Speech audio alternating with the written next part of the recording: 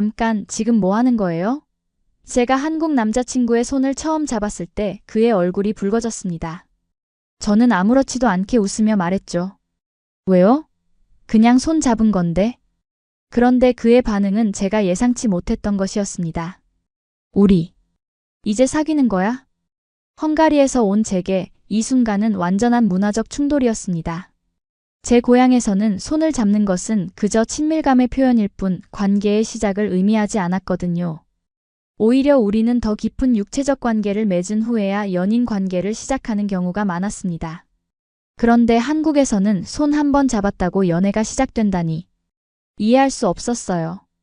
헝가리에서는 관계를 가진 후에 사귀는 게 일반적인데 한국은 정말 순수하네요.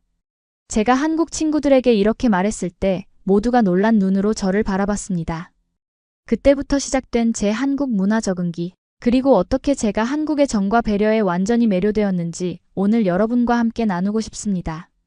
문화의 차이는 때로는 우리를 당혹스럽게 만들지만 그 속에서 더 깊은 이해와 사랑을 발견할 수 있다는 것, 제 이야기를 통해 느껴보셨으면 좋겠습니다. 이 진솔한 이야기가 여러분께 작은 울림을 준다면 지금 바로 구독과 좋아요, 그리고 알림 설정을 해주세요.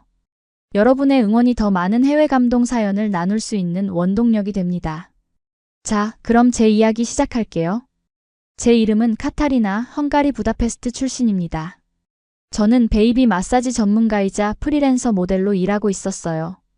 다양한 직업을 가지고 자유롭게 살아가는 것이 제 삶의 방식이었습니다. 어린 시절부터 저는 항상 다른 문화와 언어에 관심이 많았어요. 대학에서는 동양학을 전공했고 특히 한국 문화와 역사에 매료되었습니다. 헝가리에서의 제 삶은 꽤 자유로웠습니다. 저는 개인주의적이었고 신체적 접촉에도 개방적이었어요. 헝가리 사람들은 대체로 직설적이고 유머러스한 성향을 가지고 있거든요. 우리는 감정을 숨기지 않고 표현하는 것을 중요하게 생각합니다. 연애 방식도 한국과는 많이 달랐어요. 헝가리에서는 보통 데이트를 여러 번 하다가 자연스럽게 육체적인 관계로 발전하고 그 후에 정식으로 연인 관계를 시작하는 경우가 많았습니다. 언젠가는 꼭 한국에 가봐야지 라는 생각을 항상 가지고 있었는데 마침 좋은 기회가 찾아왔습니다.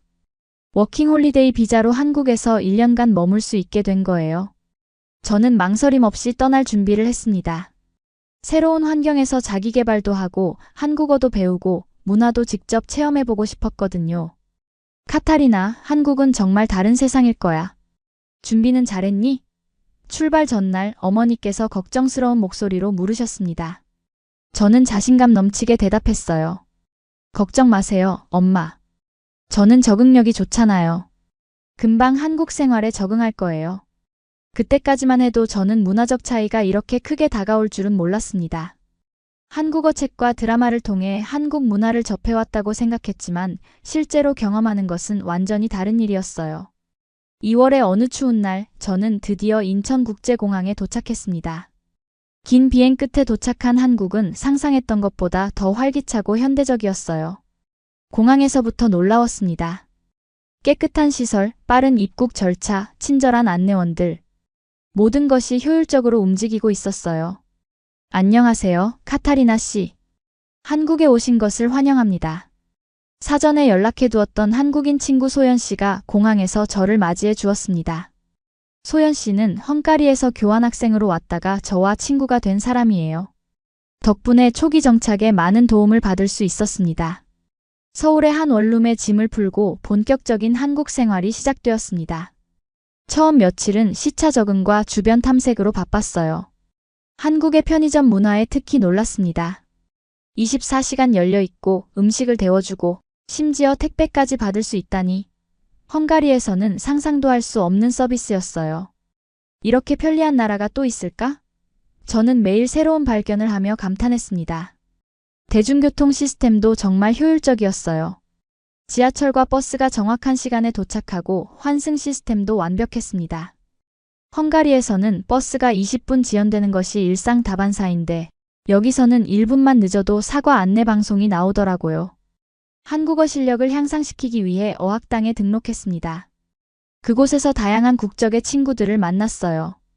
미국, 일본, 중국, 프랑스 등 여러 나라에서 온 학생들과 함께 한국어를 배우며 우정을 쌓아갔습니다. 우리는 서로의 문화에 대해 이야기하며 한국 생활에 대한 경험을 공유했어요. 카타리나는 헝가리에서 왔다고? 헝가리는 어떤 나라야? 많은 한국인들이 헝가리에 대해 잘 모른다는 것을 알게 되었습니다. 저는 기회가 있을 때마다 제 나라에 대해 소개했어요. 헝가리의 역사, 음식, 문화 등을 설명하며 문화교류의 장을 만들었습니다. 한국 생활이 한 달쯤 지났을 때 어학당에서 만난 한국인 친구 태연 씨의 소개로 다른 한국인들과 함께 식사를 하게 되었습니다. 그 자리에서 윤호라는 남자를 만났어요. 그는 친절하고 유머 감각이 있는 사람이었습니다. 영어도 꽤 잘해서 의사소통에 어려움이 없었어요. 카타리나 씨, 이번 주말에 시간 되세요? 서울의 유명한 곳들을 구경시켜 드릴게요. 윤호 씨가 제안했습니다. 저는 기꺼이 수락했어요. 새로운 친구를 사귀고 서울을 더 잘 알 수 있는 좋은 기회라고 생각했거든요. 주말이 되어 윤호 씨와 약속한 장소에서 만났습니다. 그날 우리는 경복궁, 인사동, 북촌화 농마을 등을 구경했어요. 윤호 씨는 각 장소의 역사와 문화적 배경을 자세히 설명해 주었습니다. 저는 한국의 전통과 현대가 공존하는 모습에 감탄했어요. 한국은 정말 독특한 나라예요. 전통을 소중히 간직하면서도 첨단 기술로 앞서가고 있잖아요. 제가 말하자 윤호 씨는 기쁜 표정으로 웃었습니다. 하루 종일 관광을 하고 저녁이 되었을 때 윤호 씨는 한국 전통 음식점으로 저를 안내했어요. 우리는 불고기, 김치찌개, 파전 등 다양한 한국 음식을 맛보았습니다. 식사 중에 한국과 헝가리의 문화 차이에 대해 많은 이야기를 나누었어요. 한국과 헝가리는 정말 다른 것 같아요. 특히 인간관계에서요. 제가 말했습니다. 윤호 씨는 관심 있게 물었어요. 어떤 점이 가장 다르다고 느끼세요? 저는 솔직하게 대답했습니다. 헝가리 사람들은 좀 더 직설적이고 개인주의적인 경향이 있어요. 하지만 한국 사람들은 집단의 조화를 중요시하고 우회적으로 말하는 것 같아요. 그리고 예의범절이 정말 중요한 것 같아요. 윤호 씨는 고개를 끄덕이며 말했습니다. 맞아요. 한국은 유교 문화의 영향을 많이 받았거든요. 연장자를 공경하고 조화를 이루는 것이 중요한 가치예요. 식사를 마치고 밤이 깊어가는 동안 우리는 한강변을 걸으며 대화를 이어갔습니다. 서울의 야경은 정말 아름다웠어요. 빌딩들의 불빛이 한강에 반사되어 마치 별이 떨어진 것 같았습니다. 오늘 정말 즐거웠어요, 윤호 씨. 좋은 시간 보내게 해주셔서 감사합니다. 제가 진심으로 말했습니다. 윤호 씨도 미소를 지으며 대답했어요. 저도 즐거웠습니다. 다음에 또 만나요. 헤어질 때 저는 유럽의 관습대로 윤호 씨의 손을 잡았습니다. 그런데 그 순간 윤호 씨의 표정이 갑자기 변했어요. 얼굴이 붉어지고 당황한 기색이 역력했습니다. 왜 그러세요? 제가 물었습니다. 윤호 씨는 머뭇거리더니 말했어요. 아니에요. 그냥, 우리 이제 사귀는 건가요? 저는 그 말을 듣고 완전히 당황했습니다. 사귄다고요? 무슨 말씀이세요? 윤호 씨는 조심스럽게 설명했습니다. 한국에서는 보통 손을 잡는 것이 연인 관계의 시작을 의미할 수 있어요. 특히 이성 간에. 그 순간 저는 문화적 차이가 얼마나 클 수 있는지 실감했습니다. 헝가리에서는 손을 잡는 것이 그저 친밀감의 표현이거나 인사의 일부일 뿐 특별한 의미가 없었거든요. 그런데 한국에서는 그것이 연애의 시작을 의미한다니. 정말 놀라웠습니다. 정말 죄송해요. 저는 그런 의미로 한 게 아니었어요. 헝가리에서는 손을 잡는 것이 그냥 친근한 제스처일 뿐이에요. 제가 서둘러 설명했습니다. 윤호 씨는 이해한다는 듯 고개를 끄덕였지만 약간의 실망감이 얼굴에 스쳐 지나가는 것을 놓치지 않았어요. 그날 밤 집으로 돌아오는 길에 저는 많은 생각이 들었습니다. 한국의 데이트 문화는 정말 다르구나. 앞으로 더 조심해야겠다. 이렇게 제 한국 생활은 시작되었고 곧 더 많은 문화적 충돌과 놀라운 발견들이 기다리고 있었습니다. 저는 그때까지만 해도 이 모든 경험이 제 인생을 얼마나 풍요롭게 할지, 그리고 제 가치관을 어떻게 바꿔놓을지 전혀 알지 못했어요. 윤호 씨와의 손잡기 에피소드 이후 저는 한국의 연애 문화에 대해 더 알아보기로 했습니다.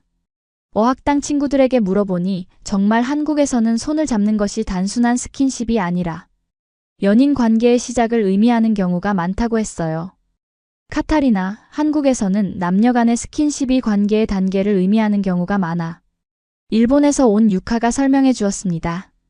손잡기, 팔짱 끼기, 어깨에 기대기. 이런 것들이 단계별로 의미가 있대. 저는 놀라움을 감추지 못했습니다. 정말? 헝가리에서는 그냥 자연스러운 행동인데 우리는 오히려 잠자리를 같이 한 후에 사귀기 시작하는 경우도 많거든. 제 말을 들은 한국인 친구들은 놀란 표정을 지었어요. 그들에게는 제 문화가 충격적으로 느껴졌나 봅니다. 그렇게 우리는 서로의 문화적 차이에 대해 웃으며 이야기를 나누었지만 저는 마음속으로 한국에서의 인간관계가 생각보다 복잡하다는 것을 실감했습니다. 어느 날 소연 씨와 카페에서 이야기를 나누고 있을 때였어요. 옆 테이블에 앉아있던 커플이 눈에 들어왔습니다. 여자가 무언가 애교 있게 말하자 남자는 그녀의 머리를 쓰다듬어 주었어요. 그 모습이 너무 자연스러워 보였습니다. 소연 씨, 저 커플 정말 귀엽네요. 제가 말했습니다. 소연 씨는 미소를 지으며 대답했어요. 맞아요. 아마 사귀기 시작한 지 얼마 안 된 것 같아요. 초반에는 저렇게 달달한 커플이 많아요. 한국의 연애 방식이 정말 궁금해요. 어떻게 시작되고 어떤 과정을 거치나요? 제가 물었습니다. 소연 씨는 기꺼이 설명해 주었어요. 보통은 소개팅이나 미팅, 데이팅 앱 등으로 만나는 경우가 많아요. 몇 번 데이트를 하다가 고백을 하면 연인 관계가 시작되죠. 고백은 보통 남자가 먼저 하는 경우가 많고요. 소연 씨가 말했습니다. 고백이요? 그게 뭐예요? 제가 궁금해서 물었습니다. 사귀자고 직접적으로 말하는 거예요. 나랑 사귀어 줄래? 라고요. 한국에서는 이런 명확한 고백과 수락의 과정이 있어야 공식적인 연인 관계가 시작된다고 봐요. 소연 씨의 설명이 계속되었습니다. 이 모든 것이 저에게는 너무 새로웠습니다. 헝가리에서는 관계가 자연스럽게 발전하는 경우가 많았거든요. 특별한 고백 없이 서로 느낌이 맞으면 함께 시간을 보내다가 자연스럽게 육체적인 관계로 이어지고 그 후에 서로를 연인으로 인정하는 경우가 일반적이었습니다. 그럼 한국에서는 육체적인 관계는 언제부터 시작되나요? 제가 솔직하게 물었습니다. 소연 씨는 조금 부끄러운 듯 웃으며 대답했어요. 사람마다 다르지만 보통은 꽤 오래 사귄 후에요.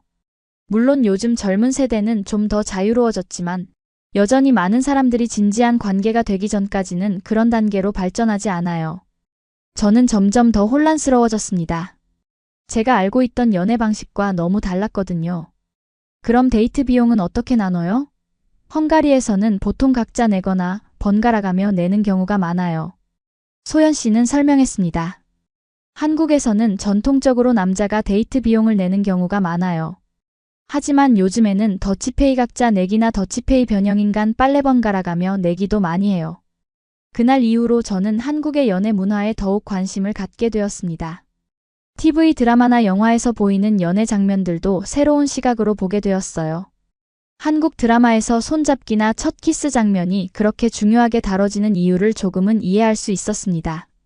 몇 주 후 어학당의 한 프로그램으로 한국 대학생들과 문화 교류 시간을 가졌습니다. 그곳에서 재민이라는 남학생을 만났어요. 그는 영어를 전공하고 있었고 유럽 문화에 관심이 많았습니다. 우리는 금방 대화가 잘 통했고 서로의 문화에 대해 이야기하며 즐거운 시간을 보냈어요. 프로그램이 끝난 후 재민 씨는 저에게 연락처를 물었습니다.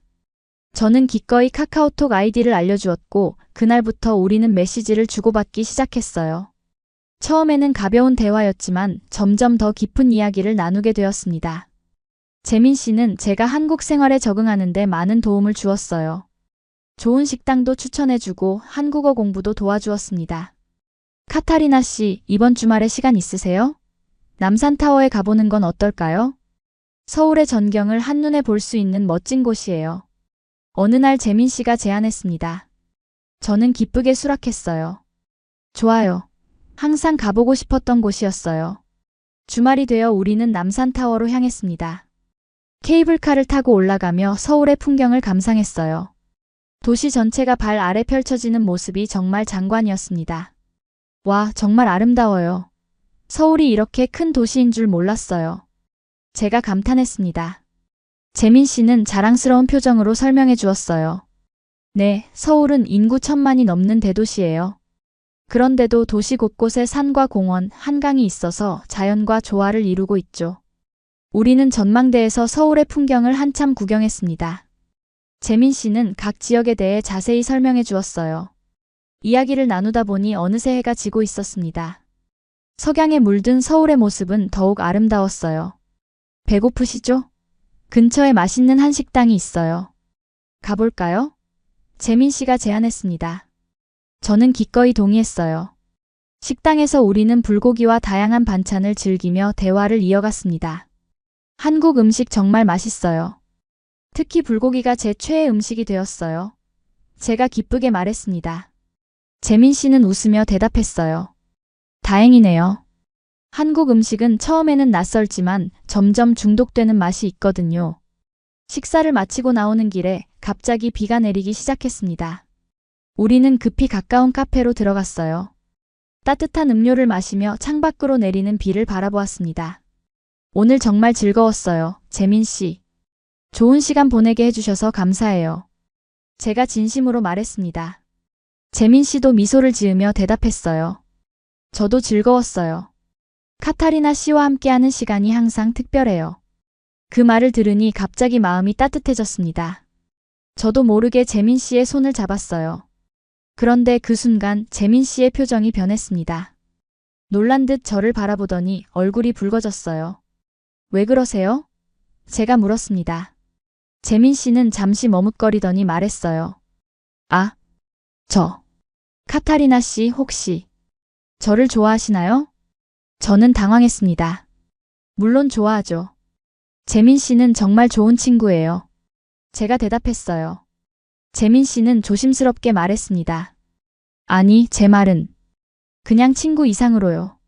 한국에서는 보통 이성 간의 손을 잡는 건 특별한 의미가 있어서. 그제야 저는 윤호 씨와의 에피소드가 다시 반복되고 있음을 깨달았습니다. 또다시 문화적 차이로 인한 오해가 생긴 거예요. 저는 급히 설명했습니다. 아, 정말 죄송해요. 저는 그런 의미로 한 게 아니었어요. 헝가리에서는 친구 사이에도 손을 잡는 것이 자연스러운 일이거든요. 재민 씨의 표정이 약간 실망스러워 보였지만 이해한다는 듯 고개를 끄덕였습니다. 아, 그렇군요. 문화적 차이네요. 이해해요. 그 순간 저는 한국의 데이트 문화에 대해 제대로 알아봐야겠다고 결심했습니다. 이런 오해가 계속되는 것은 원치 않았거든요. 다음 날 저는 소연 씨에게 연락해서 자세한 이야기를 나누기로 했어요. 우리는 동네 카페에서 만났습니다. 제가 겪은 두 번의 에피소드를 이야기하자 소연 씨는 크게 웃었어요. 아, 카타리나. 당신은 벌써 두 명의 한국 남자를 혼란스럽게 만들었네요. 소연 씨가 장난스럽게 말했습니다. 저도 함께 웃으며 말했어요. 정말 민망해요. 저는 그냥 친근함을 표현한 것뿐인데 그들은 제가 특별한 감정이 있다고 오해한 것 같아요. 소연 씨는 더 자세히 설명해 주었습니다. 한국에서는 이성 간의 스킨십이 매우 의미 있게 받아들여져요. 특히 공개적인 장소에서는요. 손잡기는 정말 관계의 진전을 의미하는 경우가 많아요. 그럼 헝가리처럼 육체적 관계가 먼저 이루어지고 나서 연인 관계로 발전하는 경우는 거의 없나요? 제가 궁금해서 물었습니다.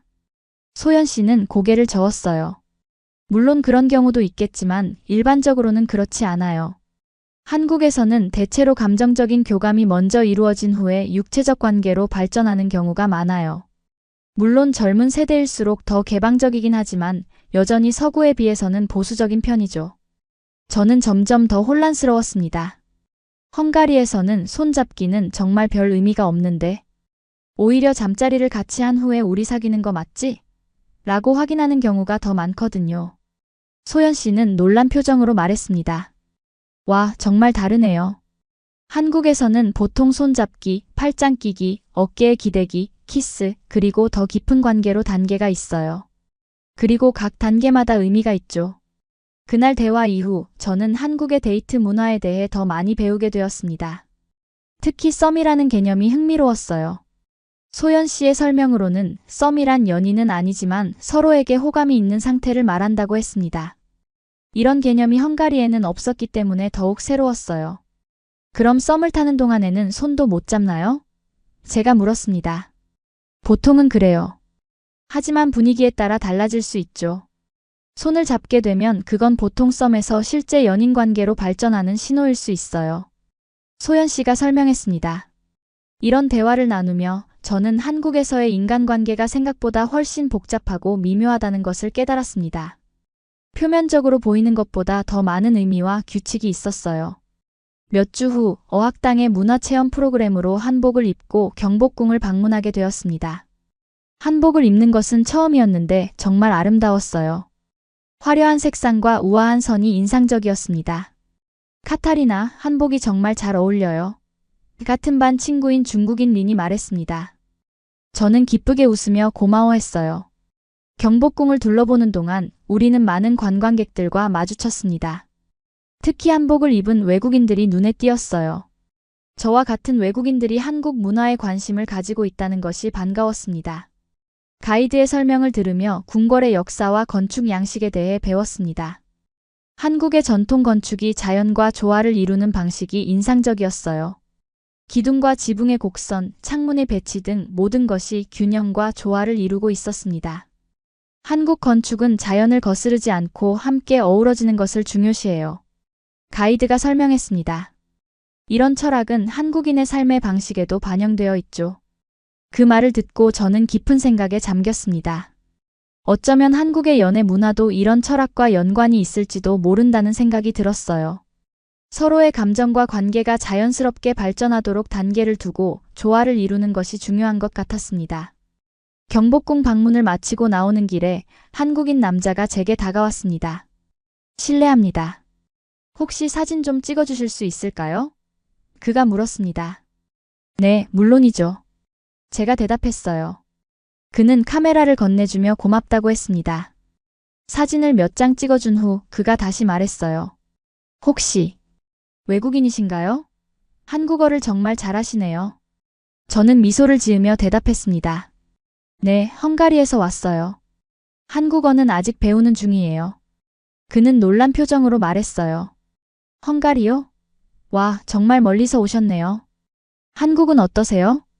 우리는 잠시 대화를 나누었습니다. 그는 서연이라고 했어요. 영어 교사로 일하고 있다고 했습니다. 대화가 즐거워서 그만 시간 가는 줄 몰랐어요. 문화체험 프로그램 일행과 합류해야 할 시간이 다가왔습니다. 가봐야 할 것 같아요. 친구들이 기다리고 있어요. 제가 말했습니다. 서연 씨는 아쉬운 표정을 지으며 물었어요. 혹시 연락처를 교환할 수 있을까요? 기회가 되면 한국에 대해 더 이야기해드리고 싶어요. 저는 잠시 고민했습니다. 또다시 문화적 오해가 생길까 걱정되었거든요. 하지만 서연 씨는 좋은 사람처럼 보였고 한국 문화에 대해 더 배울 수 있는 기회라고 생각했어요. 네, 좋아요. 저는 그에게 카카오톡 아이디를 알려주었습니다. 그날 저녁 서연 씨에게서 메시지가 왔습니다. 오늘 만나서 반가웠습니다. 혹시 이번 주말에 시간 되시면 제가 한국 전통 차 마시는 법을 알려드릴까 해요. 관심 있으신가요? 저는 소연 씨에게 조언을 구했습니다. 이건 데이트 신청인가요? 아니면 그냥 친구로서의 제안인가요? 소연 씨는 잠시 생각하더니 대답했어요. 글쎄요, 경계가 모호한 것 같네요. 하지만 대부분의 경우 한국 남자가 외국인 여성에게 단둘이 만나자고 제안하는 건 호감이 있다는 신호일 수 있어요. 저는 더 혼란스러워졌습니다. 그럼 어떻게 해야 할까요? 저는 그냥 한국 문화를 배우고 싶을 뿐인데. 소연 씨는 미소를 지으며 조언해 주었어요. 솔직하게 말하는 게 좋을 것 같아요. 지금은 연애할 생각이 없고 친구로만 지내고 싶다고요. 한국 문화에 관심이 있지만 오해는 피하고 싶다고 설명하세요. 저는 소연 씨의 조언대로 서연 씨에게 솔직하게 메시지를 보냈습니다. 차 마시는 법 배우는 것 정말 관심 있어요. 하지만 먼저 말씀드리자면 저는 지금 연애할 생각은 없고 친구로 지내고 싶어요. 괜찮으실까요? 서연 씨는 금방 답장을 보내왔어요. 물론이죠. 이해합니다. 저도 좋은 친구가 되고 싶어요. 그럼 토요일 오후 2시에 인사동에서 만날까요? 저는 안도의 한숨을 쉬었습니다. 이렇게 솔직하게 대화하니 훨씬 편안했어요. 토요일이 되어 저는 서연 씨와 인사동에서 만났습니다. 그는 전통 찻집으로 저를 안내했어요. 그곳은 한옥을 개조한 아름다운 공간이었습니다. 여기는 한국 전통차를 맛볼 수 있는 곳이에요. 서연 씨가 설명했습니다. 오늘은 제가 좋아하는 차 몇 가지를 추천해 드릴게요. 우리는 대추차, 오미자차, 쌍화차 등 다양한 전통차를 맛보았습니다. 서연 씨는 각 차의 재료와 효능, 그리고 차를 마시는 올바른 방법에 대해 자세히 설명해 주었어요. 한국 차 문화는 정말 깊고 풍부하네요. 제가 감탄했습니다. 서연 씨는 고개를 끄덕이며 말했어요. 네, 차는 단순한 음료가 아니라 마음을 다스리고 건강을 챙기는 방법이기도 해요. 그날 서연 씨와의 만남은 정말 즐거웠습니다. 문화적 오해 없이 순수하게 한국 문화를 배울 수 있는 좋은 시간이었어요. 우리는 이후로도 종종 만나 다양한 한국 문화 체험을 함께 했습니다. 서연 씨는 정말 좋은 친구가 되었고 덕분에 한국에 대해 더 많이 배울 수 있었습니다. 이렇게 시간이 흐르면서 저는 한국의 문화적 차이에 점점 적응해 갔습니다. 하지만 여전히 가끔은 문화적 충돌이 일어나곤 했어요. 특히 연애와 관련된 부분에서는 더욱 그랬습니다. 하지만 그런 경험들이 오히려 저에게 더 넓은 시야를 갖게 해주었고 한국 문화를 더 깊이 이해하는 계기가 되었습니다. 한국 생활이 3개월째로 접어들면서 저는 점점 더 이곳의 문화와 생활 방식에 적응해 가고 있었습니다. 어학당 수업도 열심히 듣고 다양한 문화 체험도 하며 한국을 더 깊이 이해하려고 노력했어요. 한국어 실력도 조금씩 향상되어 간단한 대화는 어려움 없이 할 수 있게 되었습니다. 카타리나 씨, 정말 한국어 실력이 많이 늘었네요. 어학당 선생님께서 칭찬해 주셨습니다. 저는 부끄러우면서도 기쁜 마음으로 대답했어요. 감사합니다, 선생님. 아직 많이 부족하지만 열심히 공부하고 있어요. 한국 생활에서 가장 놀라웠던 것 중 하나는 편의점 문화였습니다. 24시간 열려있는 편의점은 마치 작은 우주 같았어요. 음식, 생활용품, 의약품뿐만 아니라 공과금 납부, 택배 서비스까지 정말 다양한 서비스를 제공했습니다. 어느 날 밤 갑자기 배가 아파서 편의점에 갔어요. 약을 찾고 있는데 점원이 다가와서 물었습니다. 어디가 불편하세요? 배가 좀 아파요. 제가 말하자 점원은 적절한 약을 추천해 주었습니다. 그리고는 뜨거운 보리차도 한 잔 건네주며 말했어요. 이거 드세요. 소화에 좋아요. 그 작은 친절이 저를 감동시켰습니다. 헝가리에서는 이런 경험을 하기 어려웠거든요. 한국인들의 정이라는 것을 조금씩 느끼기 시작했어요. 또 다른 놀라운 점은 한국의 발달된 기술이었습니다. 지하철에서 스마트폰으로 영화를 보거나 카페에서 태블릿으로 공부하는 사람들.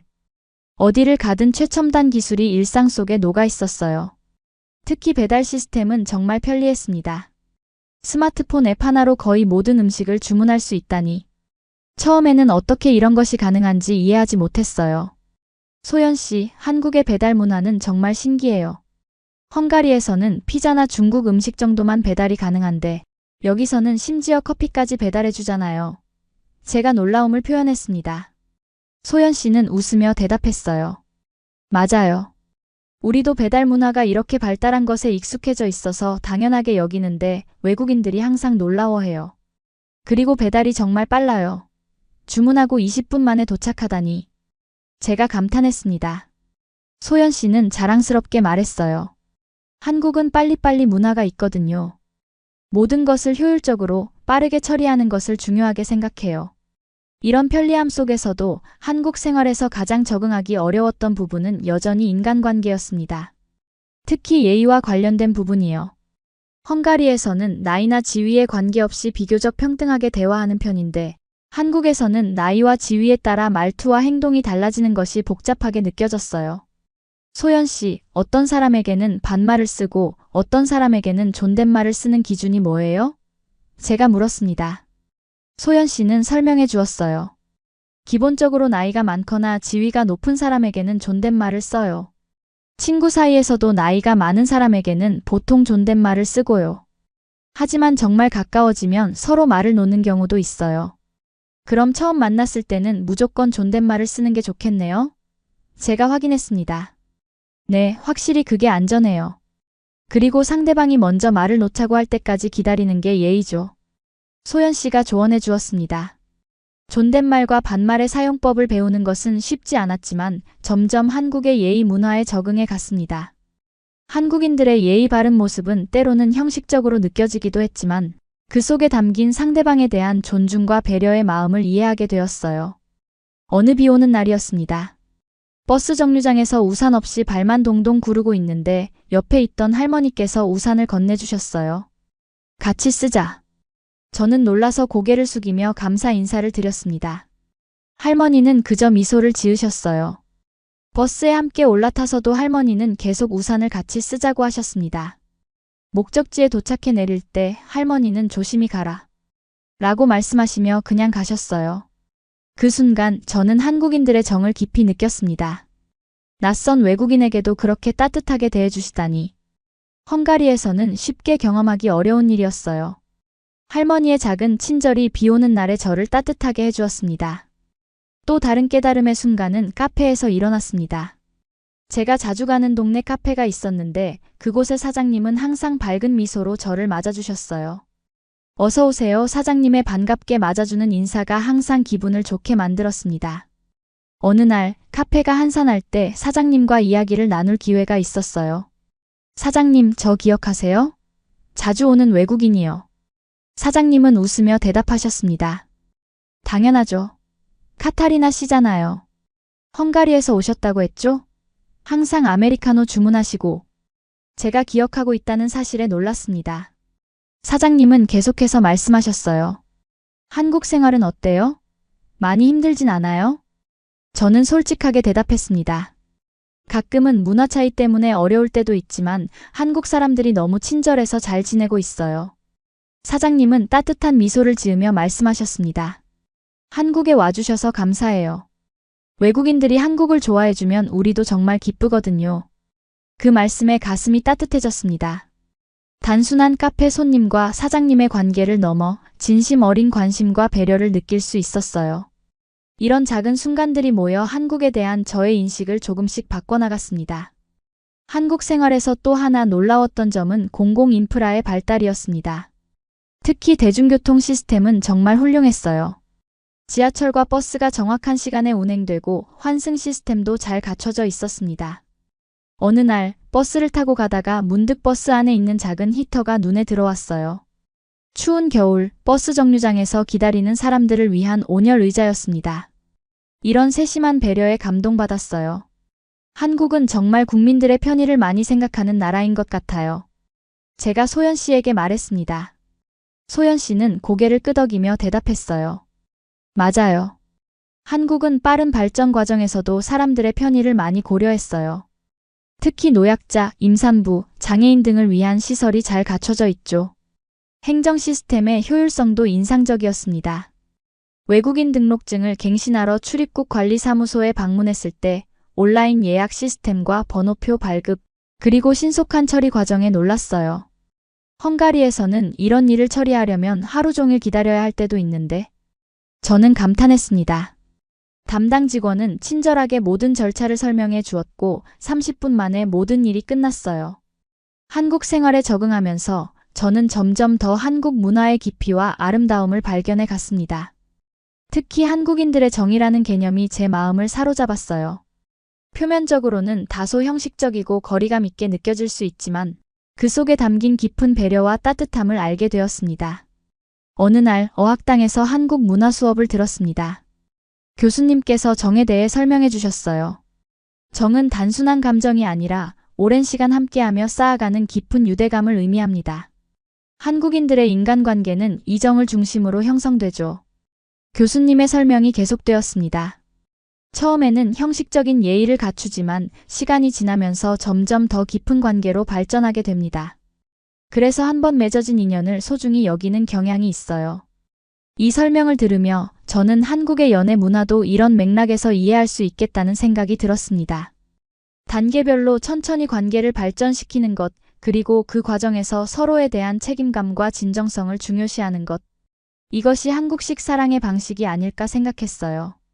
문화 수업 후 저는 다른 외국인 학생들과 이 주제에 대해 더 이야기를 나누었습니다. 미국에서 온 제시카가 말했어요. 한국의 연애 문화는 정말 로맨틱한 것 같아. 우리나라보다 훨씬 낭만적이야. 저는 고개를 끄덕였습니다. 맞아요. 처음에는 이해하기 어려웠지만 이제는 그 속에 담긴 의미를 조금씩 알게 된 것 같아요. 한국에서는 관계를 천천히 하지만 깊게 발전시키는 것 같아요. 일본에서 온 유카도 동의했습니다. 우리나라도 비슷한 부분이 있어. 관계를 서두르지 않고 상대방을 존중하면서 천천히 발전시키는 거지. 이런 대화를 통해 저는 동양과 서양의 문화적 차이에 대해 더 깊이 생각하게 되었습니다. 어느 것이 더 낫다기보다는 각각의 문화가 가진 고유한 가치와 아름다움이 있다는 것을 깨달았어요. 한국에서의 생활이 5개월째로 접어들면서 저는 어느새 한국 문화에 많이 적응해 있었습니다. 존댓말과 반말의 사용법도 익숙해졌고 식사 예절이나 선물 문화 같은 것들도 자연스럽게 받아들이게 되었어요. 무엇보다 한국인들의 따뜻한 정에 마음을 열게 되었습니다. 어느 날 어학당 친구들과 함께 남이섬으로 여행을 가게 되었어요. 아름다운 자연 속에서 우리는 한국의 가을을 만끽했습니다. 단풍이 물든 나무들 사이로 걸으며 저는 문득 헝가리가 그립기도 했지만 동시에 한국에서의 시간이 얼마나 소중한지 느꼈어요. 카타리나, 뭐 생각해? 소연 씨가 물었습니다. 저는 미소를 지으며 대답했어요. 한국에 온 지 벌써 5개월이 지났다는 게 믿기지 않아요. 처음에는 모든 것이 낯설고 어려웠는데 이제는 정말 이곳이 2번째 집 같은 느낌이에요. 소연 씨는 기쁜 표정으로 말했습니다. 정말요? 그 말 들으니 너무 기뻐요. 카타리나가 한국을 좋아해 주다니. 그날 밤 숙소로 돌아오는 버스 안에서 저는 창밖을 바라보며 생각에 잠겼습니다. 지난 5개월 동안의 경험들, 만난 사람들, 배운 것들. 모든 것이 저를 조금씩 변화시켰다는 것을 느낄 수 있었어요. 특히 한국의 연애 문화에 대한 제 시각도 많이 바뀌었습니다. 처음에는 이해하기 어려웠던 손잡기의 의미나 단계별 관계 발전이 이제는 자연스럽게 받아들여졌어요. 더 나아가 그 속에 담긴 상대방에 대한 존중과 진정성을 느낄 수 있었습니다. 어쩌면 우리 헝가리 사람들이 너무 급하게 관계를 발전시키는 건 아닐까? 라는 생각도 들었습니다. 육체적인 관계가 먼저 이루어지고 감정적인 유대감은 나중에 발전시키는 방식이 정말 최선일까? 한국식 연애 방식처럼 천천히 하지만 깊게 감정을 쌓아가는 것도 아름다운 일이 아닐까? 이런 질문들이 제 마음속에 피어났어요. 남이섬 여행 이후 저는 한국 문화에 더욱 적극적으로 다가가기로 결심했습니다. 한국어 공부에 더 많은 시간을 투자하고 다양한 문화체험에 참여하며 한국인 친구들과 더 깊은 대화를 나누기 시작했어요. 어느 날 어학당 수업 중에 교수님께서 질문하셨습니다. 여러분, 한국에 와서 가장 인상 깊었던 것은 무엇인가요? 다른 학생들이 다양한 대답을 하는 가운데 제 차례가 왔습니다. 저는 잠시 생각하다가 대답했어요. 저는 한국 사람들의 정이요. 처음에는 이해하기 어려웠지만 이제는 그 따뜻함이 정말 소중하게 느껴져요. 교수님은 미소를 지으며 고개를 끄덕이셨습니다. 정말 한국의 본질을 잘 이해하셨네요. 정은 우리 문화의 핵심이거든요. 그 말씀이 제 마음에 깊이 남았습니다. 한국 생활 동안 저는 점점 더 이 정의 의미를 이해하게 되었고 그것이 어떻게 한국인들의 일상과 관계 속에 스며들어 있는지 느끼게 되었어요. 서서히 저도 변화하고 있었습니다.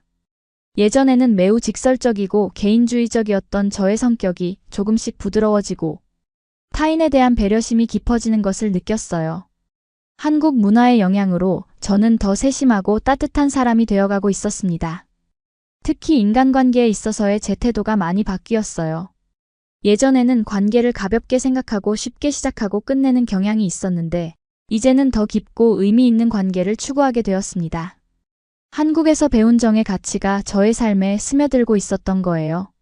어느 날 소연 씨와 함께 카페에 앉아 이야기를 나누고 있을 때 제가 문득 물었습니다. 소연 씨, 제가 한국에 온 이후로 많이 변한 것 같아요? 소연 씨는 잠시 생각하더니 대답했어요. 처음보다 훨씬 더 한국적이 된 것 같아요. 말투도 그렇고 행동도 그렇고 심지어 생각하는 방식도요. 저는 웃으며 물었습니다. 그게 좋은 변화인가요? 나쁜 변화인가요? 소연 씨는 진심 어린 미소로 대답했어요. 좋은 변화죠, 물론. 카타리나는 여전히 카타리나예요. 그냥 더 풍요로워진 거죠. 헝가리와 한국 두 문화의 좋은 점을 모두 가진 사람이 된 것 같아요. 그 말을 들으니 기분이 좋았습니다. 저는 한국에서의 경험이 저를 더 성장시키고 있다는 것을 느꼈어요. 문화적 차이로 인한 혼란과 충돌도 있었지만 그것을 통해 제 시야가 넓어지고 마음이 더 풍요로워지고 있었습니다. 한국 생활 6개월째, 저는 어느새 한국어로 일상 대화를 나눌 수 있을 정도로 실력이 향상되었습니다. 한국 친구들과 더 깊은 대화를 나눌 수 있게 되니 한국 문화에 대한 이해도 더욱 깊어졌어요. 어학당의 한국 문화 수업에서 우리는 한국의 가족 문화에 대해 배웠습니다. 한국의 가족 관계가 얼마나 중요한지, 그리고 가족 구성원 간의 역할과 책임이 어떻게 이루어지는지를 배웠어요. 한국에서는 가족이 개인보다 우선시되는 경향이 있어요. 교수님께서 설명하셨습니다. 중요한 결정을 내릴 때도 가족과 상의하는 경우가 많고 가족의 기대와 평판을 중요하게 여기죠. 이것은 헝가리의 가족 문화와는 조금 달랐습니다. 헝가리에서도 가족은 중요하지만 개인의 독립성과 자율성이 더 강조되는 편이었거든요. 한국의 가족 중심적인 문화를 배우면서 저는 다시 한번 문화적 차이에 대해 생각하게 되었습니다.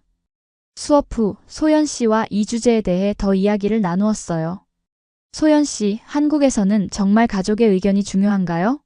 결혼이나 직업 선택 같은 큰 결정에서도요? 소연 씨는 고개를 끄덕였습니다.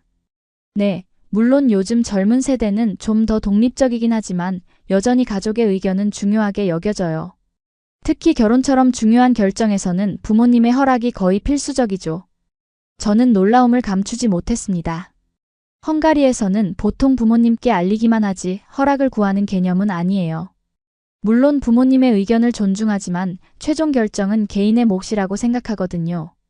소연 씨는 이해한다는 듯 고개를 끄덕였습니다. 문화마다 다르죠. 한국도 점점 변하고 있어요. 예전보다는 훨씬 더 개인의 의사결정을 존중하는 방향으로요. 이런 대화를 통해 저는 한국의 가족 문화와 연애 문화 사이의 연관성을 이해하게 되었습니다. 한국에서 연애가 단순히 두 사람의 일이 아니라 가족과 사회적 맥락 속에서 이루어지는 것임을 알게 되었어요. 그래서 더 신중하고 책임감 있게 관계를 발전시키는 것이 중요한 것이었습니다. 한국 생활이 7개월째로 접어들면서 저는 한국의 다양한 면모를 경험하게 되었습니다. 전통과 현대가 공존하는 모습, 빠른 변화 속에서도 고유한 가치를 지켜나가는 모습. 그 모든 것이 저에게 깊은 인상을 남겼어요. 특히 한국인들의 열정과 근면함에 감탄했습니다. 사람들이 자신의 목표를 향해 얼마나 열심히 노력하는지, 그리고 그 과정에서 서로를 얼마나 지지하고 격려하는지 보면서 많은 것을 배웠어요. 어느 날 서울 시내를 걷다가 우연히 한거리 공연을 보게 되었습니다. 젊은 뮤지션들이 열정적으로 공연하는 모습에 발걸음을 멈추었어요. 그들의 음악은 한국의 전통 선율과 현대적인 비트가 조화롭게 어우러진 독특한 스타일이었습니다. 공연이 끝난 후 저는 그들에게 다가가 감상을 나누었습니다. 정말 멋진 공연이었어요. 한국 전통 음악을 현대적으로 재해석한 게 인상적이었어요.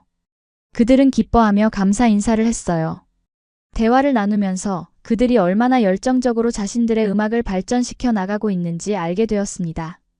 전통을 존중하면서도 새로운 시도를 두려워하지 않는 그들의 태도에서 한국 문화의 또 다른 면모를 발견할 수 있었어요. 이런 경험들을 통해 저는 한국 문화의 다양성과 깊이를 더욱 이해하게 되었습니다. 그리고 그 과정에서 제 자신도 성장하고 변화하고 있었어요. 한국에서의 생활은 저에게 새로운 시각과 가치관을 선물해 주었습니다. 한국 생활이 8개월째로 접어든 어느 봄날 제 인생을 바꿀 만남이 찾아왔습니다.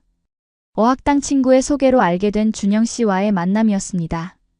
카타리나, 내 사촌 오빠를 소개해 줄게. 너랑 잘 맞을 것 같아. 소연 씨가 어느 날 제안했습니다. 그 사람도 외국 문화에 관심이 많고 영어도 잘하거든. 한국어 공부하는데도 도움이 될 거야. 저는 처음에는 조금 망설였습니다. 이전의 문화적 오해들이 떠올랐거든요. 괜찮을까? 또 무슨 오해가 생길까 걱정돼. 소연 씨는 웃으며 말했어요.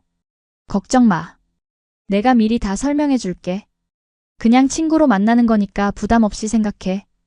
결국 저는 소연 씨의 제안을 받아들였고 주말에 셋이서 만나기로 했습니다. 우리는 인사동의 한 전통 찻집에서 만났어요. 소연 씨의 사촌 오빠인 준영 씨는 첫 인상부터 따뜻하고 친절해 보였습니다. 안녕하세요, 카타리나 씨. 소연이한테 많이 들었어요. 준영 씨가 밝은 미소로 인사했습니다. 저도 웃으며 대답했어요. 안녕하세요, 준영 씨. 저도 소연 씨한테 이야기 많이 들었어요. 준영 씨는 대학에서 국제관계학을 전공했고, 현재는 글로벌 기업의 해외 마케팅 부서에서 일하고 있다고 했습니다. 그의 일 특성상 다양한 문화와 언어에 관심이 많았고, 특히 유럽 문화에 관심이 많다고 했어요. 헝가리에 대해 좀 알려주실 수 있나요? 부다페스트가 정말 아름답다고 들었어요. 준영 씨가 물었습니다. 저는 기꺼이 제 고향에 대해 이야기해 주었어요. 부다페스트의 아름다운 건물들, 다뉴브 강, 헝가리의 음식과 문화 등에 대해 열정적으로 설명했습니다. 준영 씨는 진심으로 관심을 보이며 많은 질문을 했어요. 그의 질문들은 단순한 호기심을 넘어 문화적 맥락과 역사적 배경에 대한 깊은 이해를 담고 있었습니다. 저는 그의 지적인 호기심에 감명을 받았어요. 대화가 이어지면서 준영 씨는 한국 문화에 대해서도 많은 이야기를 들려주었습니다.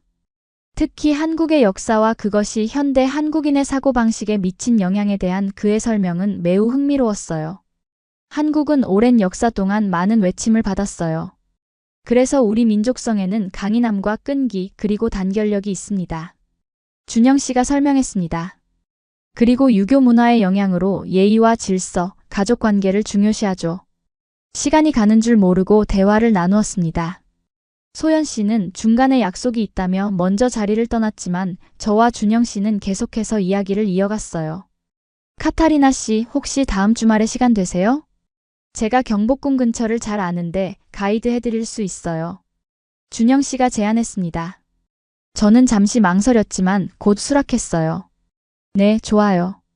경복궁은 한 번 가봤지만 제대로 보지는 못했거든요. 그렇게 우리의 두 번째 만남이 약속되었습니다. 그리고 이것이 우리 관계의 시작이 될 줄은 그때까지만 해도 몰랐습니다. 다음 주말 준영 씨와 경복궁 앞에서 만났습니다. 그는 전문 가이드처럼 경복궁의 역사와 건축 양식, 각 건물의 의미 등을 자세히 설명해 주었어요. 그의 해박한 지식과 명확한 설명 덕분에 저는 한국의 역사와 문화에 대해 더 깊이 이해할 수 있었습니다. 준영 씨, 정말 박식하시네요. 마치 전문 가이드 같아요. 제가 감탄했습니다. 준영 씨는 쑥스러운 듯 웃으며 말했어요. 그냥 우리 역사에 관심이 많아서요. 외국인 친구들에게 한국을 소개할 기회가 있을 때마다 열심히 공부하거든요. 경복궁 관람을 마친 후 우리는 근처 삼청동으로 이동했습니다. 오래된 한옥과 현대적인 갤러리, 카페들이 조화롭게 어우러진 거리를 걸으며 이야기를 나눴어요. 이곳이 제가 서울에서 가장 좋아하는 동네예요. 준영 씨가 말했습니다. 전통과 현대가 공존하는 모습이 정말 매력적이라고 생각해요. 저도 동의했습니다. 정말 아름다운 곳이에요. 한국의 전통미와 현대적인 세련됨이 잘 어우러져 있네요. 우리는 작은 카페에 들어가 차를 마시며 계속해서 대화를 나눴습니다. 헝가리와 한국의 문화 차이, 언어 학습의 어려움, 서로의 취향과 관심사 등 다양한 주제로 이야기가 이어졌어요. 카타리나 씨는 한국에서 어떤 점이 가장 적응하기 어려웠어요? 준영 씨가 물었습니다. 저는 솔직하게 대답했어요. 아무래도 문화적 차이가 가장 컸어요. 특히 인간관계와 예의 범절 같은 부분에서요. 헝가리에서는 더 직설적이고 개방적인 편인데 한국에서는 더 간접적이고 암묵적인 규칙이 많다고 느꼈거든요. 준영 씨는 이해한다는 듯 고개를 끄덕였습니다. 맞아요. 한국 문화는 눈치라는 게 중요하거든요. 말로 직접 표현하지 않아도 상황을 파악하고 적절하게 행동하는 능력이요. 맞아요. 눈치라는 개념이 저한테는 정말 새로웠어요. 헝가리에서는 그런 개념이 없거든요. 제가 웃으며 말했습니다. 준영 씨도 웃으며 대답했어요. 그래서 외국인들이 한국 문화에 적응하기 어려운 부분 중 하나죠. 하지만 카타리나 씨는 정말 잘 적응하신 것 같아요. 해가 지고 어둑해질 무렵 우리는 북촌 한옥마을을 천천히 걸었습니다. 저녁 노을이 한옥의 기와지붕 위로 물들어가는 모습이 정말 아름다웠어요. 골목길을 걷다가 문득 발걸음을 멈추고 그 풍경을 바라보았습니다. 정말 아름답네요. 제가 감탄했습니다. 준영 씨도 고개를 끄덕이며 말했어요. 네, 이렇게 해질녘의 한옥마을이 특히 아름다워요. 그 순간 우리의 손이 우연히 스쳤습니다. 순간적인 접촉이었지만 묘한 설렘이 느껴졌어요. 준영 씨와 시선이 마주쳤고 그의 얼굴에도 비슷한 감정이 스쳐 지나가는 것을 볼 수 있었습니다. 하지만 저는 이전의 경험 때문에 조심스러웠습니다. 한국에서는 손을 잡는 것이 특별한 의미가 있다는 것을 이미 알고 있었기 때문에 서둘러 손을 뒤로 뺐어요. 준영 씨는 제 반응을 눈치챘는지 부드러운 목소리로 말했습니다. 괜찮아요, 카타리나 씨. 부담 갖지 않으셔도 돼요. 그의 배려 깊은 말에 마음이 편안해졌습니다. 우리는 계속해서 한옥마을을 구경했고 자연스럽게 대화를 이어갔어요. 그날의 만남은 특별한 감정의 씨앗이 심어진 순간이었습니다. 이후로도 준영 씨와 자주 만나게 되었습니다. 때로는 한국어 공부를 도와주기도 하고 때로는 서울의 여러 명소를 함께 방문하기도 했어요. 그의 지적인 대화와 따뜻한 배려는 저를 점점 더 그에게 끌리게 만들었습니다.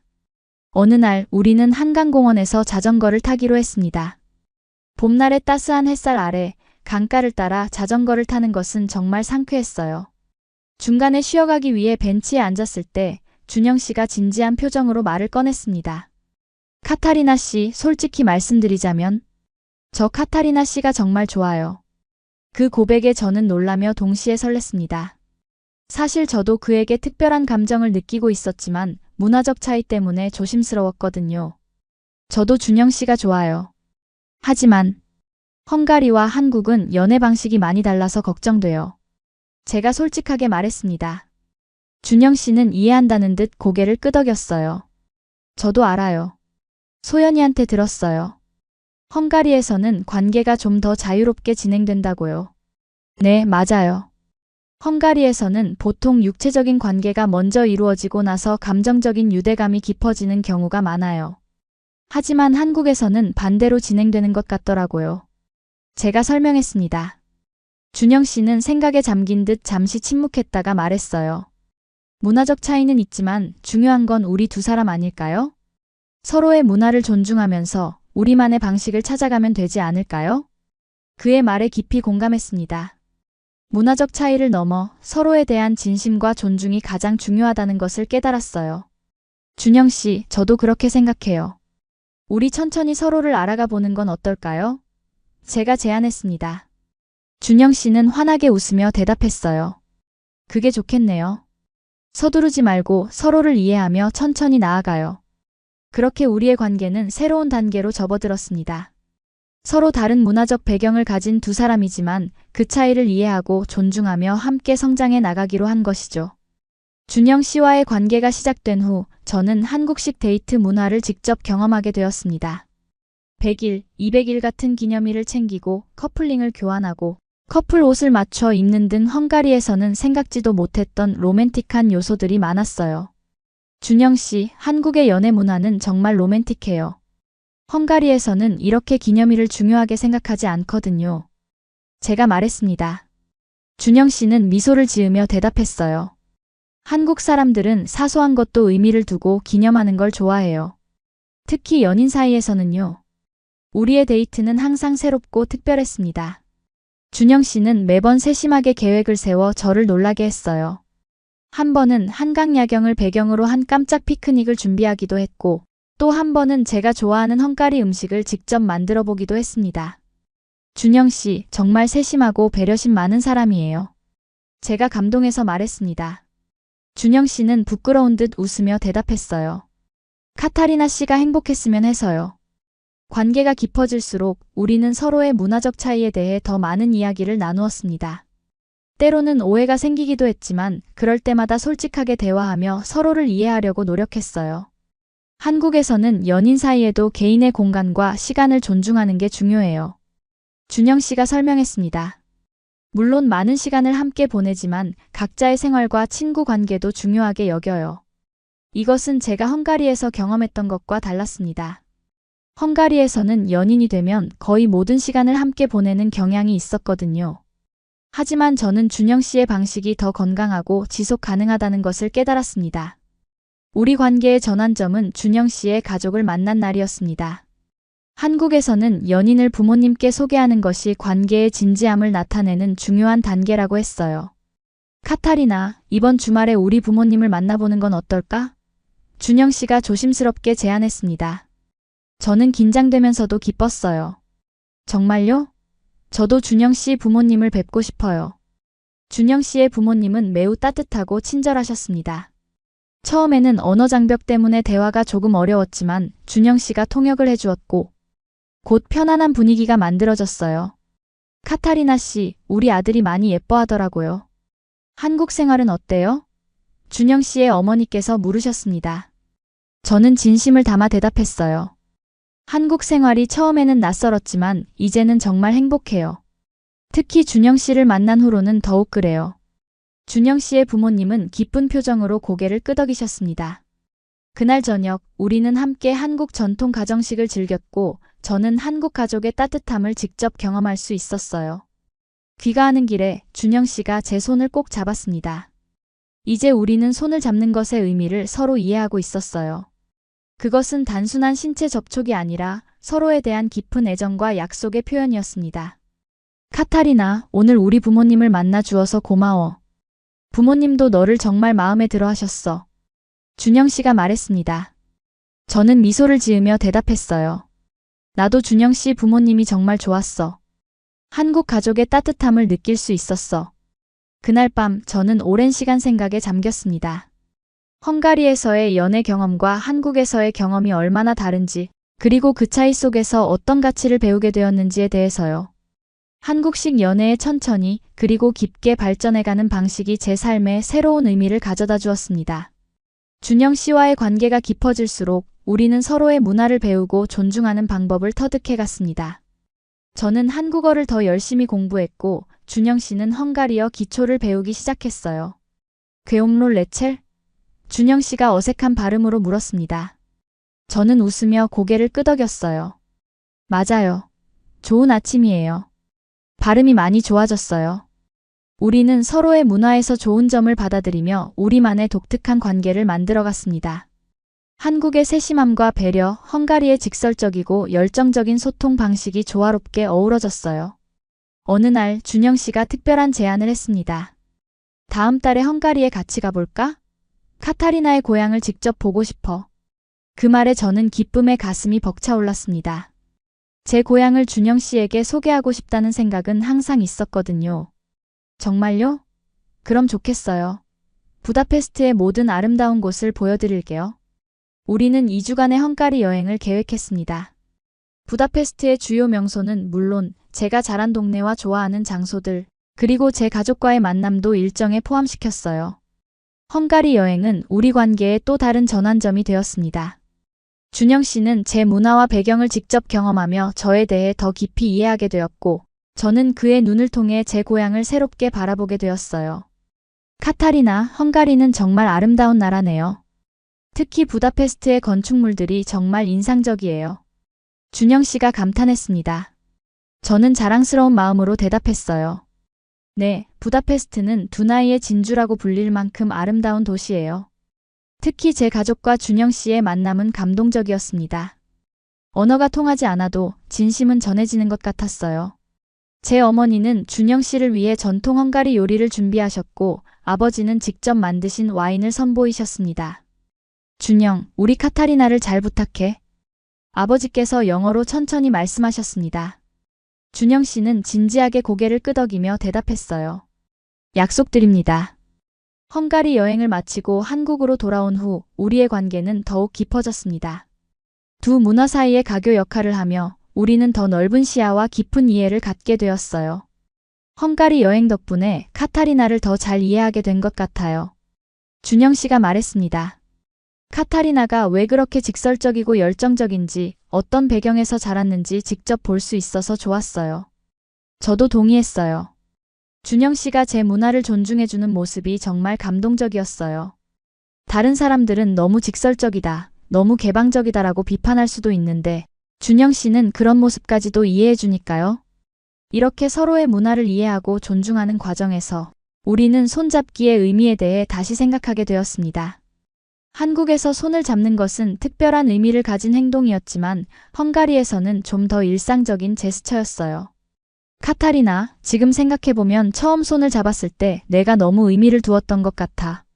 준영 씨가 웃으며 말했습니다. 저도 웃으며 대답했어요.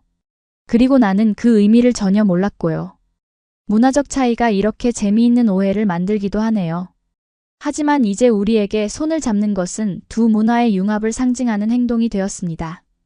한국의 진중함과 헝가리의 자연스러움이 함께 담긴 우리만의 특별한 의미를 가진 제스처로요.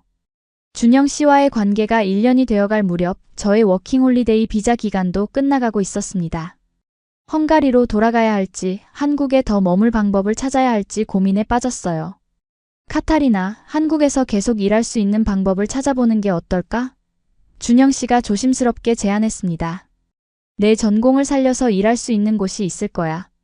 저는 그의 제안에 감사했지만 현실적인 어려움도 있었습니다. 비자 문제가 가장 큰데 취업 비자를 받으려면 특별한 자격이 필요하잖아요. 우리는 여러 방안을 모색했습니다. 유학 비자로 대학원에 진학하는 방법, 한국 기업에 취업하는 방법, 헝가리와 한국을 오가며 장거리 연애를 하는 방법 등을 고려했어요. 고민 끝에 저는 제 전문 분야인 베이비 마사지를 한국에서 가르치기로 결심했습니다. 헝가리에서 이미 자격증을 가지고 있었고 한국에서도 수요가 있을 것이라고 판단했어요. 한국 엄마들을 위한 베이비 마사지 클래스를 열면 어떨까요? 제가 준영 씨에게 아이디어를 말했습니다. 준영 씨는 눈을 빛내며 대답했어요. 그거 정말 좋은 생각이야. 요즘 한국에서 영유아 교육에 관심이 많거든. 특히 유럽식 교육법에 대한 관심이 높아. 준영 씨의 도움으로 저는 사업자 등록을 하고 비자 문제도 해결할 수 있었습니다. 처음에는 작은 공간을 빌려 소규모로 시작했지만 입소문을 타고 점점 수강생이 늘어났어요. 유럽식 베이비 마사지로 아기의 정서 발달과 신체 건강을 동시에 챙겨보세요. 제가 홍보 문구를 만들었고 준영 씨는 한국어로 다듬어 주었습니다. 놀랍게도 제 클래스는 한국 엄마들 사이에서 큰 인기를 끌었습니다. 한국의 교육열과 유럽식 육아법에 대한 관심이 맞물려 예상보다 훨씬 많은 수강생이 모였어요. 카타리나 선생님, 아기가 마사지 후에 정말 잘 자요. 감사합니다. 한 어머니가 기뻐하며 말씀하셨습니다. 이런 피드백을 들을 때마다 제 선택이 옳았다는 확신이 들었습니다. 한국에서 제 전문성을 살려 새로운 시작을 할 수 있었고 동시에 준영 씨와의 관계도 계속 발전시킬 수 있었어요. 클래스가 안정적으로 운영되기 시작하면서 준영 씨는 또 다른 제안을 했습니다. 우리 함께 살아볼까? 이제 정말 진지하게 미래를 계획해보고 싶어. 한국에서 결혼 전에 동거하는 것은 아직 완전히 수용되는 문화는 아니었지만 준영 씨의 제안은 우리 관계의 진지함을 보여주는 것이었어요. 저는 기쁘게 수락했습니다. 네, 준영 씨와 함께 살고 싶어요. 우리의 새로운 시작이 될 것 같아요. 우리는 서울 근교의 아담한 아파트를 구해 함께 살기 시작했습니다. 한국과 헝가리 문화가 융합된 우리만의 공간을 만들어갔어요. 헝가리 전통 자수가 놓인 쿠션과 한국 도자기가 함께 있는 거실, 김치와 헝가리 살라미가 나란히 있는 냉장고. 동거 생활은 서로를 더 깊이 이해하는 계기가 되었습니다. 준영 씨의 꼼꼼함과 제 즉흥적인 성격이 때로는 충돌하기도 했지만 우리는 그런 차이를 존중하며 조화를 이루는 방법을 배워갔어요. 카타리나, 네가 한국에 와서 내 삶에 들어온 것은 정말 큰 행운이야. 어느 저녁 준영 씨가 진심 어린 목소리로 말했습니다. 저는 그의 손을 꼭 잡으며 대답했어요. 나도 그래요. 준영 씨를 만난 건 제 인생 최고의 행운이에요. 그렇게 우리는 문화적 차이를 넘어 서로를 깊이 이해하고 사랑하는 관계로 성장해 갔습니다. 손을 잡는 것으로 시작된 우리의 이야기는 이제 함께 미래를 꿈꾸는 단계로 발전했어요. 준영 씨와 동거를 시작한 지 6개월이 지났을 때 그의 가족과 더 깊은 관계를 맺게 되었습니다. 한국의 명절인 추석에 준영 씨의 고향을 방문하게 된 거예요. 카타리나, 우리 부모님께서 추석에 꼭 같이 내려오자고 하셔. 준영 씨가 말했습니다. 저는 긴장되면서도 기뻤어요. 정말요? 저도 준영 씨 가족들과 추석을 함께 보내고 싶어요. 추석을 앞두고 저는 한국의 명절 문화에 대해 열심히 공부했습니다. 차례 지내는 법, 명절 음식, 어른들께 드리는 세배 등을 배웠어요. 준영 씨의 어머니께 드릴 선물도 정성껏 준비했습니다. 드디어 추석 당일 우리는 준영 씨의 고향인 전주로 향했습니다. 그의 부모님께서는 현관에서부터 저를 반갑게 맞아주셨어요. 카타리나, 잘 왔어요. 이번 추석에 함께해 주어서 고마워요.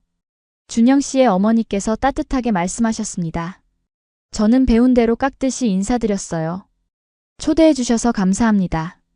제가 준비한 작은 선물이에요. 헝가리에서 가져온 전통 자수 손수건과 헝가리 와인을 드렸더니 어머니께서는 매우 기뻐하셨습니다. 이렇게 정성스러운 선물을 준비했구나. 고마워. 추석 당일 저는 준영 씨의 가족들과 함께 차례를 지냈습니다. 처음 경험하는 한국의 제사 문화는 신기하면서도 경건한 느낌이었어요. 조상을 공경하고 가족의 유대를 중요시하는 문화가 인상적이었습니다. 차례를 마친 후 온 가족이 모여 송편을 빚었습니다. 준영 씨의 어머니께서 저에게 송편 빚는 법을 알려주셨어요. 이렇게 소를 넣고 예쁘게 빚으면 돼요. 카타리나가 빚은 송편은 모양이 예쁘네. 저는 기쁜 마음으로 송편을 빚었고 준영 씨의 가족들과 함께 웃고 이야기하며 즐거운 시간을 보냈습니다. 언어의 장벽이 있었지만 마음은 통하는 것 같았어요. 저녁 식사 후 준영 씨의 아버지께서 저를 따로 불러 이야기를 나누셨습니다. 카타리나, 우리 아들을 만나고 많이 행복해 보여서 나도 기쁘다. 앞으로도 서로 배려하면서 좋은 관계 유지하길 바란다. 아버지의 따뜻한 말씀에 깊은 감동을 받았습니다. 저는 진심을 담아 대답했어요. 네, 준영 씨는 정말 좋은 사람이에요. 제가 한국 문화를 이해하고 적응하는 데 많은 도움을 주었어요. 앞으로도 서로 존중하며 행복하게 지내겠습니다. 추석 연휴를 마치고 서울로 돌아오는 길에 준영 씨가 제게 물었습니다. 한국의 명절은 어땠어? 많이 힘들진 않았어? 저는 진심으로 대답했어요. 전혀 힘들지 않았어요. 오히려 정말 따뜻하고 특별한 경험이었어요. 가족이 함께 모여 음식을 나누고 조상을 기억하는 모습이 아름다웠어요. 준영 씨는 기쁜 표정으로 제 손을 꼭 잡았습니다. 우리 부모님도 카타리나를 정말 좋아하셔. 특히 어머니께서 네가 송편 잘 빚는다고 계속 칭찬하셨어. 그 말을 들으니 마음이 따뜻해졌습니다. 한국 가족의 일원으로 받아들여진다는 느낌이 들었거든요. 문화적 차이를 넘어 진정한 가족의 연결을 경험한 소중한 시간이었습니다. 준영 씨와 저의 관계가 2년을 향해 가고 있을 때 우리는 미래에 대해 더 진지하게 이야기하기 시작했습니다. 결혼, 가족 계획, 어느 나라에서 살 것인지 등 중요한 주제들이었죠. 카타리나, 솔직히 말해서 나는 카타리나와 평생을 함께하고 싶어. 어느 날 밤 한강을 바라보며 준영 씨가 말했습니다. 그 말에 가슴이 벅차올랐습니다. 저도 준영 씨와 평생을 함께하고 싶어요. 준영 씨는 내 눈을 깊이 바라보며 조심스럽게 물었어요. 그럼 결혼하자. 카타리나가 내 아내가 되어줄래? 간단하지만 진심 어린 프로포즈에 눈물이 났습니다. 네, 정말 그러고 싶어요. 우리는 서로를 꼭 안았고 그 순간 인생의 새로운 장이 시작된다는 것을 느꼈습니다. 결혼을 준비하는 과정에서 많은 논의가 필요했습니다. 한국식 결혼식을 할지, 헝가리식 결혼식을 할지, 아니면 두 가지를 모두 할지 등의 문제였어요.